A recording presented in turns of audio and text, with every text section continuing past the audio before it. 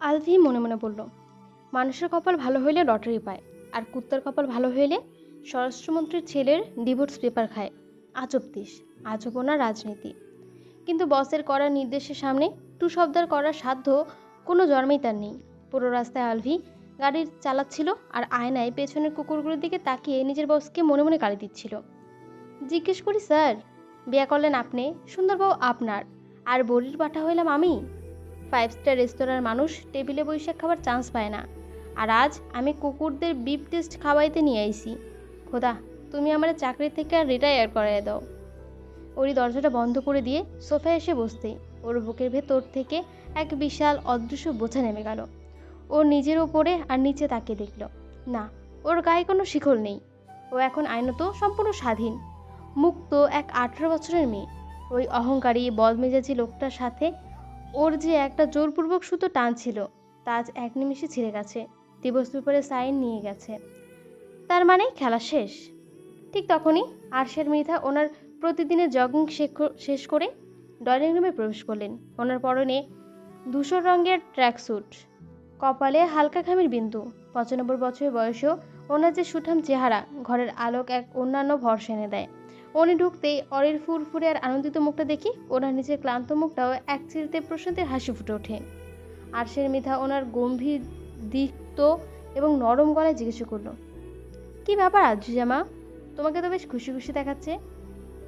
পরীক্ষার আগে সকালে সাধারণত ছেলেমেয়েদের মুখ শুকিয়ে চুন হয়ে থাকে, আর তুমি একদম মেঘমুক্ত আকাশের মতো হাসছ।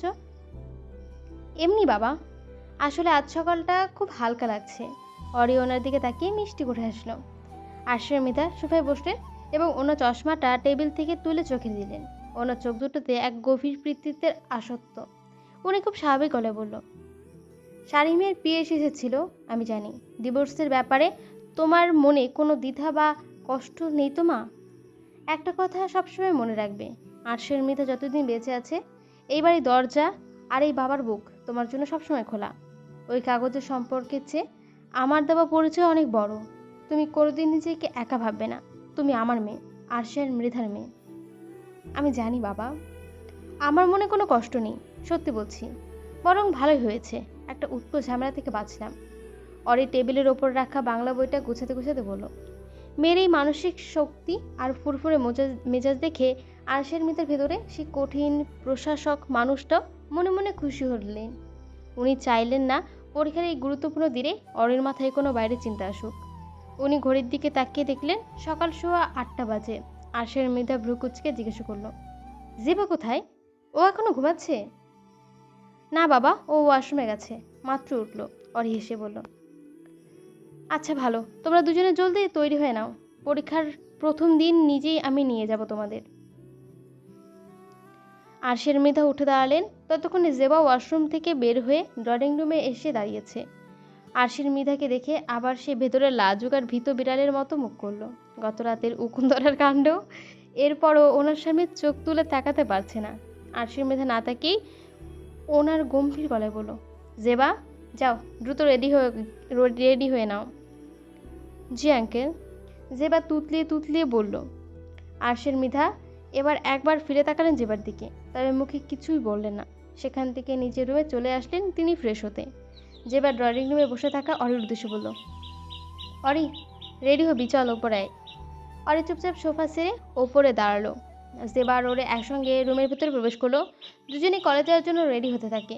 অরি নিজের আকাশি রঙের কলেজ ড্রেসটা পরে নিল, চুলে সুন্দর করে বেনি করা, পায়ে সাদা কেস, হাতে একটা ছোট চামড়ার ঘড়ি, আর চোখের ওপর সে রিডিং গ্লাস। এই সাধারণত ড্রেস আপ 18 বছরের অরিকে দেখতে হুবহু পরীর মতো লাগছিল। ওর রূপের সেই স্নিগ্ধতা যেন পুরের ঘরের আলোকে একদম ফিকে করে দিচ্ছিল। জেবা নিজেও অরি দেখা দেখি তৈরি হয়ে নিল। জেবা মেয়েটা নিজেও দেখতে অসম্ভব রকম সুন্দর। প্রথম দেখায় যে কারো নজর কাটতে বাধ্য সে। দুজনে তৈরি হয়ে নিচে নেমে এলো। সকাল 9:15টায় আরশের মৃধার অফিসিয়াল রাষ্ট্রীয় পতাকাবাহী গাড়িটা, মার্সিডিসের কালো গাড়িটি মৃধা নিবাসের গেট পার হয়ে মূল রাস্তায় বের হলো। গাড়ির সামনে তার পেছনে 8-9টা সাইরেন বাজানো পুলিশের সিকিউরিটির কনভয়। পুরো বেইলি রোড আর সিদ্ধেশ্বরী রাস্তা দিয়ে ওনাদের গাড়ি যাচ্ছিল। ট্রাফিকের প্রতিটি মোড়ে দায়িত্বরত পুলিশ সদস্যরা সাইলেন্ট পজিশনে দাঁড়িয়ে পড়েছিল। গাড়ির পেছনের সিটে অরি আর জেবা দুই পাশে বসেছিল, আর মাঝখানে আরশির মৃধা গম্ভীর মুখে বসেছিল। উনি অরির হাতটা নিজের শক্তপোক্ত হাতের মুঠোয় নিলেন। আরশির মৃধা অরিকে সাহস দিতে লাগলেন। মেয়েটা ভেতরে ভেতরে নার্ভাস হয়ে যাচ্ছে, তা উনি ঠিকই টের পাচ্ছেন। আদ্রিজা, পরীক্ষা হলে গিয়ে একদম মাথা ঠান্ডা রাখবে। প্রশ্ন পাওয়ার পর প্রথমে পুরোটা একবার পড়ে নেবে। যেগুলো সবচেয়ে ভালো পারবে সেগুলো আগে লিখবে। সময়ের দিকে খেয়াল রাখবে, আর ভয় একদমই পাবে না। সাহস রাখবে মনে। জি বাবা, আমি আমার সেরাটা দিতে চেষ্টা করব, অরি মাথা নাড়িয়ে বলল। গাড়ি যখন সিদ্ধেশ্বরী নামি গার্লস কলেজের গেটের সামনে এসে থামলো, চারপাশের পরিবেশ স্তব্ধ হয়ে গেল। পরীক্ষার হলের বাইরে হাজার হাজার অভিভাবক আর ছাত্রদের ভিড় ছিল। হঠাৎ একসঙ্গে এতগুলো সাইরেন বাজানো পুলিশের গাড়ি আর রাষ্ট্রমন্ত্রীর অফিসিয়াল ফ্ল্যাগশিপ গাড়ি দেখে সবাই অবাক হয়ে চেয়ে রইল। আরশির মৃধা নিজেই গাড়ি থেকে নিচে নামলেন।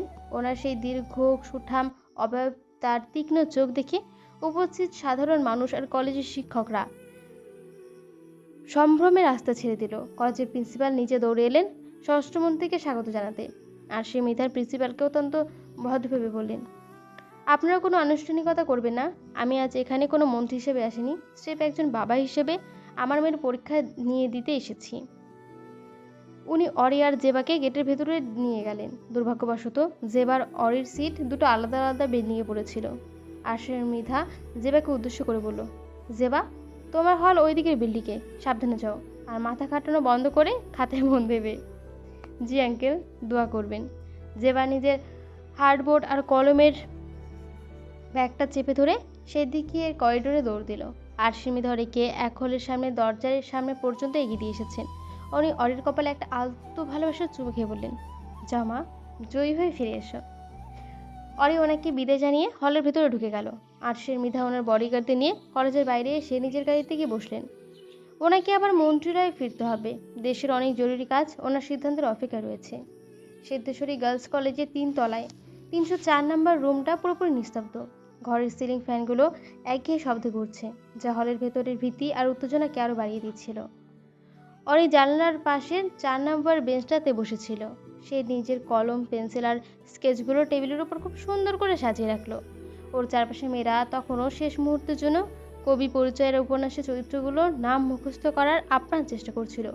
অরি বুঝতে পারলো এখানে থাকা সকলেই নিজেদের জীবনে ভালো কিছু করতে চায়, সেই জন্য এত পরিশ্রম। তাদেরও নিশ্চয়ই কোনো না কোনো লক্ষ্য আছে যা তারা পূরণ করতে চায়। যেমন অরির লক্ষ্য, সে একজন ডাক্তার হবে, অনেক বড় ডাক্তার। ঠিক সকাল 10টার হলের প্রধান পরিদর্শক, দুটো গম্ভীর চেহারার শিক্ষক কাতার বালিশ নিয়ে ঘরে ঢুকলো।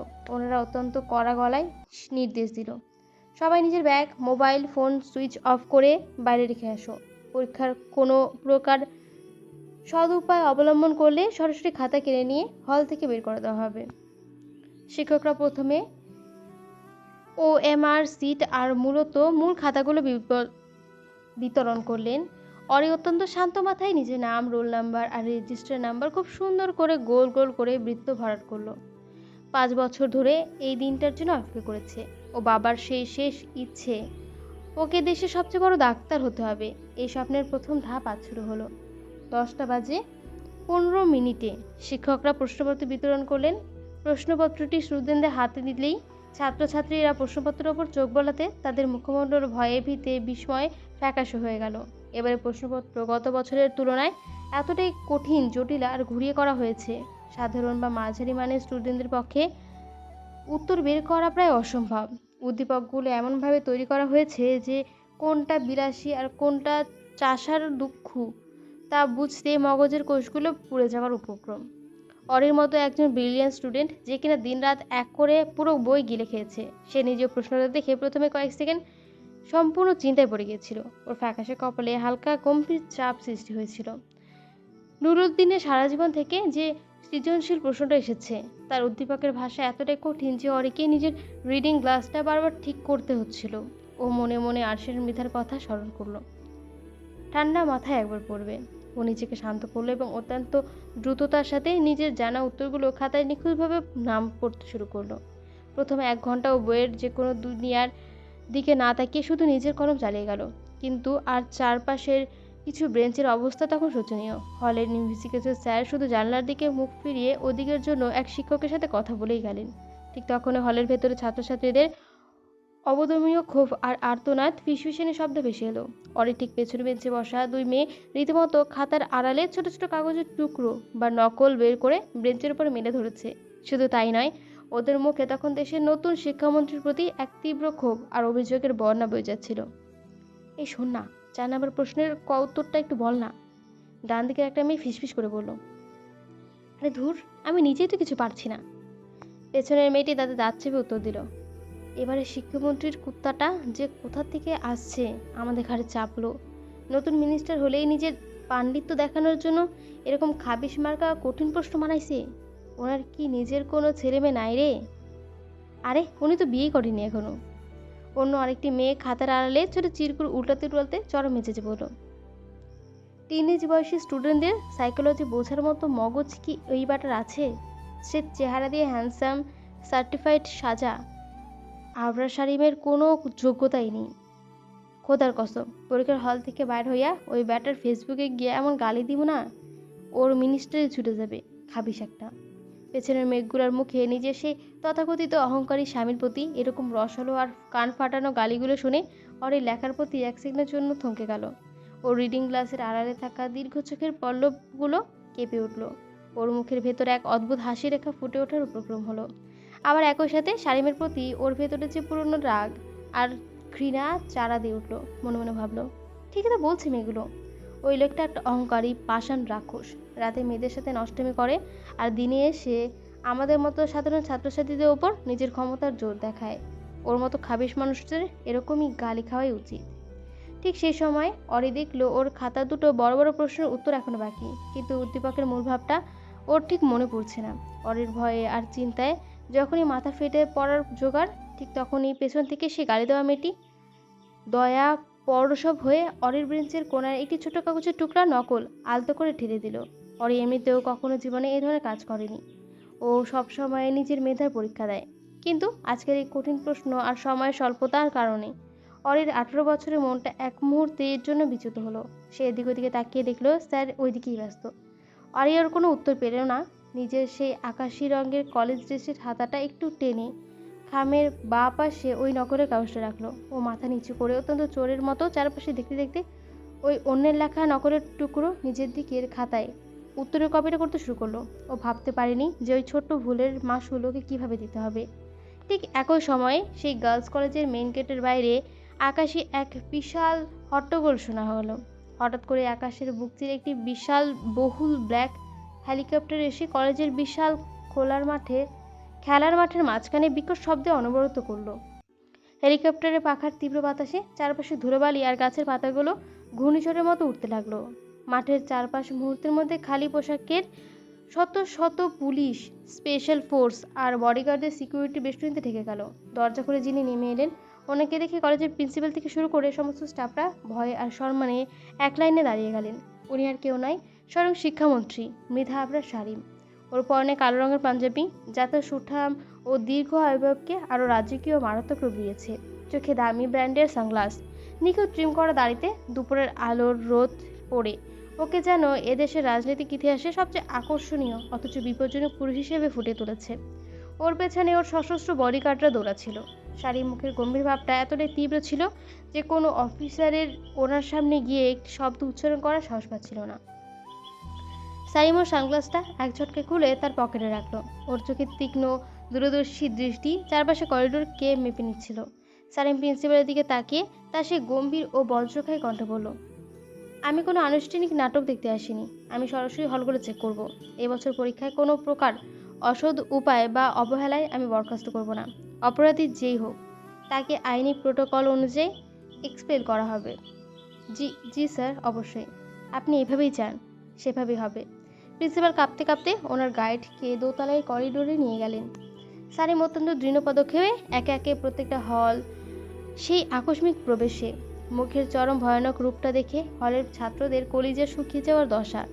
সারিমর তীক্ষ্ণ দৃষ্টি দিয়ে প্রথমে কয়েক সেকেন্ডের মধ্যে 3-4টা ক্লাসরুমের ভেতর থেকে প্রায় 5-6 জন ছাত্রছাত্রীকে খাতার আড়াল থেকে নকল সহ হাতে নাতে ধরে ফেলেছে। ওর এই এক ইশারায় ইনভিস্টিগেটর শিক্ষকরাও ততস্থ হয়ে মেয়েদের খাতা কেড়ে নিলেন এবং ওদের সঙ্গে সঙ্গেই হল থেকে এক্সপেইল করে দেওয়া হয়েছে তাদেরও। শারীমের কঠোর রূপ দেখে পুরো কলেজের স্টাফদের মধ্যে আতঙ্ক ছড়িয়ে পড়ল। করিডোর পার হয়ে শারীমে এবার দীর্ঘ অবয়ব নিয়ে ধীরে ধীরে এগিয়ে গেল করিডোরের একদম শেষ প্রান্তে সেই নির্দিষ্ট হলের দিকে, 304 নম্বর কক্ষ।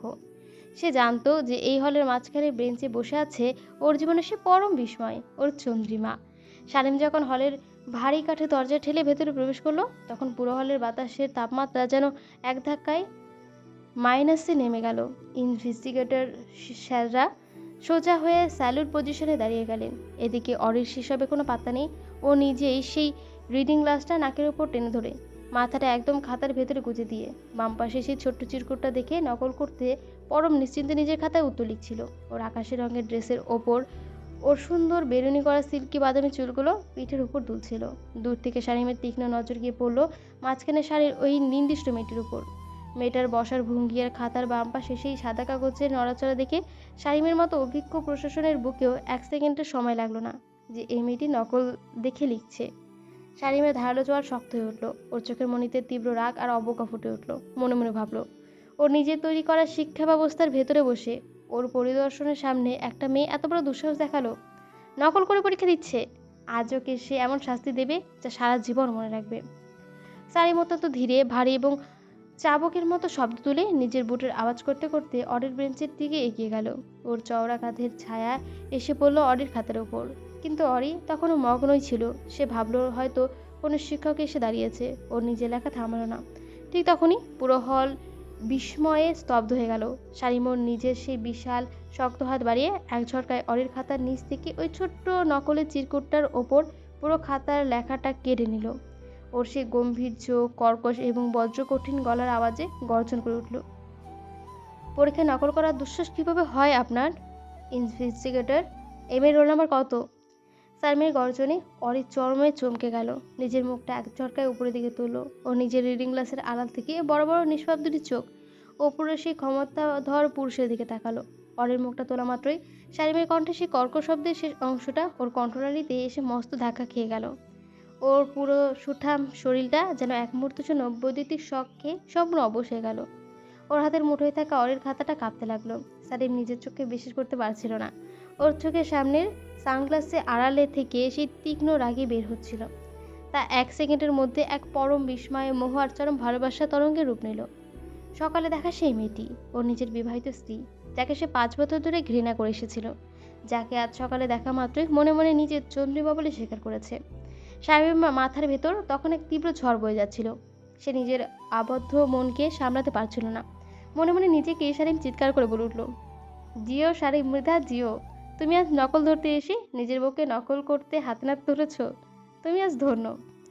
শারীমের 32 বছরের জীবনে কোনো পরিস্থিতির সামনে ওকে এভাবে নার্ভাস বা অপ্রস্তুত হতে দেয়নি। কিন্তু আজ নিজের বউয়ের সামনে ওর সমস্ত মিনিস্টারির পাওয়ার 1 সেকেন্ডে 0 হয়ে গেল। ওর ফর্সা দুটো গালে আবারও হালকা লালচে আভা ফুটে ওঠার উপক্রম হলো। অরি ততক্ষণে বুঝতে পেরেছে ও কি ভয়ানক ঐতিহাসিক বিপদে পড়েছে। এই লোকটা দেশের প্রধানমন্ত্রী, শিক্ষামন্ত্রী। ওরে এক ইশারায় পুরো জীবন ধ্বংস হয়ে যেতে পারে। আরও কিনা ওনার সামনে নকল করতে গিয়ে ধরা পড়েছে। অরি নিজের সুন্দর মুখটা অপরাধীর মতো সম্পূর্ণ নিচু করে 2 হাত জড়ো করে বেঞ্চের সামনে একদম বোকার মতো কাঠের পুতুল হয়ে দাঁড়িয়ে রইল। ওর ফর্সা গাল দুটো লজ্জায় আর ভয়ে চকচকে লাল হয়ে গেল। চোখের পাতাগুলো সামান্য ভিজে উঠেছে। মনে মনে ভাবছিল, আজ হয়তো ওর বাবা বেঁচে থাকলে এটা সে করতে পারবে না। আজ নির্ঘাত এক্সপেল হবে সে। ওর ডাক্তার হওয়ার স্বপ্ন এই নিমেষে ভেঙে চুরমার হয়ে যাবে। পুরো হলের শিক্ষকরা আর ছাত্ররা তখন শ্বাসরুদ্ধ অবস্থায় শিক্ষামন্ত্রীর চূড়ান্ত আদেশে অপেক্ষা করছিল। সবাই ভাবছিল মেটার খাত এখনই ছিঁড়ে ফেলা হবে। কিন্তু সবাইকে চরম ধাক্কা দিয়ে শারীম সেই তীব্র গম্ভীর ধরে রাখার আপ্রাণ চেষ্টা করে নিজের হাতের অরির পরীক্ষার খাতাটা অত্যন্ত যত্নে আবার অরির বেঞ্চের উপর সুন্দর করে রেখে দিল। আবার তা খুব সুন্দরভাবে হার্ডবোর্ডে আটকে দিল। এরপর অরির দিকে আর এক পলকহীন মায়াবী গভীর দৃষ্টিতে তাকালো, যেন ওর চোখ দিয়ে সমস্ত ভালোবাসা উগড়ে দিচ্ছে।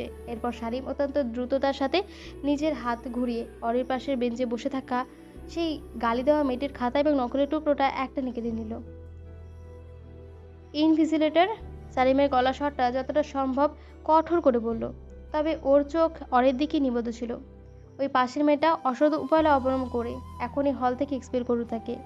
আর সে আকাশি ড্রেস পরা মেয়েটির খাতা একদম পরিষ্কার, ও নিজের মেধাতে লিখেছে, ওকে ডিস্টার্ব করবে না কেউ। কথাটা শেষ করি সারিমার 1 সেকেন্ডও সেখানে দাঁড়ালো না।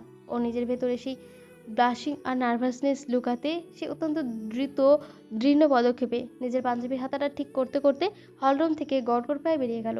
ওর পেছনের বডিগার্ডরা বোকার মতো দৌড়াতে লাগলো। কেউ কিছু বুঝতে পারলো না। স্বয়ং শিক্ষামন্ত্রী কেন একটা মেয়ের নকল দেখেও তাকে ছেড়ে দিলেন আর অন্য একজনকে ধরলেন। হল থেকে বের হয়ে করিডোর দিয়ে হেঁটে যাওয়ার সময় সালিমের ঠোঁটের করে এক অবিশ্বাস্য তীব্র এবং তৃপ্তির হাসি ফুটে উঠল। ও নিজের মনেই বিড়বিড় করে বলল, আমার চন্দ্রিমা, তুমি অন্যের থেকে নকল করলেও তুমি শুধু আমার খাতায় প্রথম পাতায় থাকবে। এই শাড়ি মৃধা তোমাকে আর নিজের হাত থেকে কোনোদিনও ছাড়তে দেবে না। শারিমের সেই দীর্ঘ 5 বছরের ক্ষোভ আর ক্ষমতার লড়াই যেন অরির এই একটি নিষ্পাপ চোখের চাহনির সামনে এসে চিরতরে জয়ী হয়ে গেল। আজ থেকে শুরু হলো মন্ত্রীর এক নতুন প্রেম আর এক নতুন ইশকের ফানিয়ার। এতক্ষণ পড়ছিলাম ইশকে দ্য ফানিয়ার, লেখনীতে রয়েছে মেহজাবিন নাদিয়া। পর্ব 4।